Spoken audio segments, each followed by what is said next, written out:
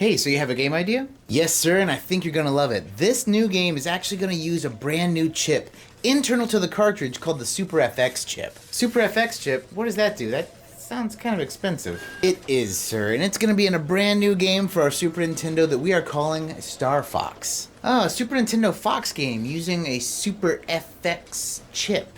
Is that on purpose? Yeah. Yeah, sure. So what are you doing, Super Fox? You, chase hens? You, befriend a hound? Fly a spaceship. Fly a spaceship.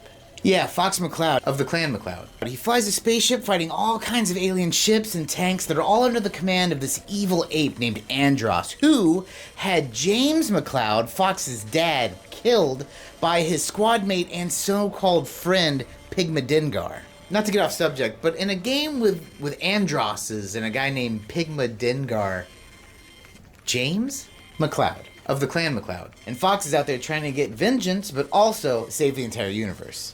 And for this, we need to buy a whole special Super Fox chip for every game? Like, that seems really expensive. Why would we do this? Because this space game uses the most high-tech, futuristic 3D graphics you have ever conceived. I mean, it can't be all that. Here, just let me show you.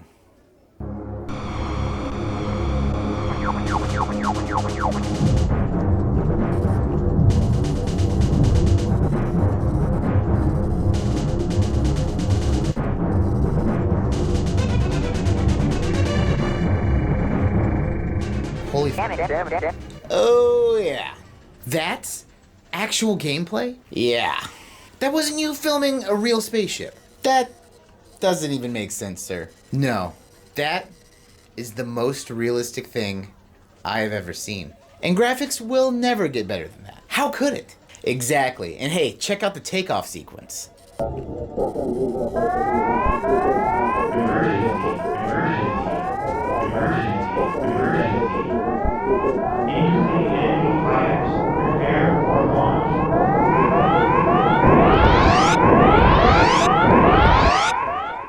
Are those real voices? Oh yeah. And I can even almost make out what they're saying. You know it, sir. No. This could backfire. No, the courts, they'll say it's too real, too engaging. The mothers, they'll think we're trying to convert their children. To what? Anthropomorphic Fox jet pilots? Exactly. No, with great power comes great responsibility, and I just don't know if we can open Pandora's box so easily. I'm sure parents will buy the proper games based on the age rating for their children. I mean, there's no way they're gonna blame video games for their bad parenting. Yeah, you're right. I mean, who in the world would blame the media rather than blame their own regulation over their own children? Anyway, Fox actually has a whole crew of other animals that he works with. Oh, like a whole pack of Fox friends? Yeah.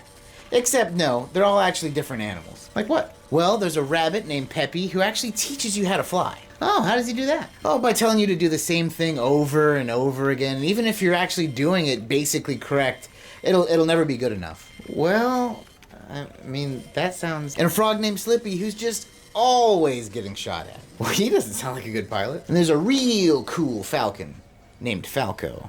That's a lazy name. What's his deal? Well, generally, he's just kind of a dick. Huh. Yeah, he's always just like calling you out, saying that he's better than you at everything. Well, that's not very good for team cohesion. Yeah, and if he's getting shot at, he'll be like, hey, there's an enemy on my 6. And if you save him, he'll be like, psh, thanks for the help. I didn't need it.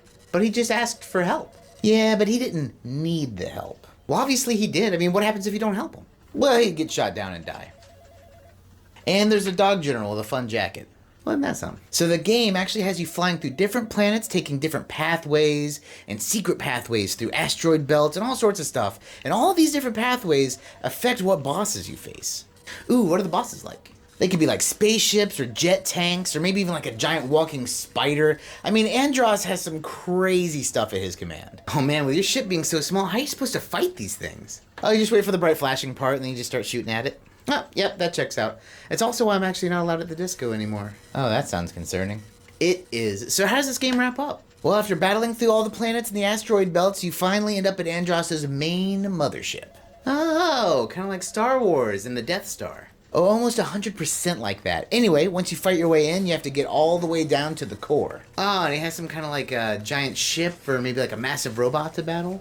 A giant face. A giant face? Yeah, a giant face that spits rectangles at you. A giant face that shoots shapes at you, not missiles or... Yeah, a lot of geometry and such. Okay, so you blow up this face and then what? And then you see the Andros Cube.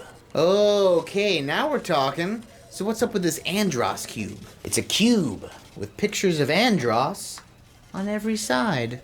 And floats around. And eventually builds another face around it. Another face. Yeah, but this time it's a bull face. Wait, what was the first face? Like a people face.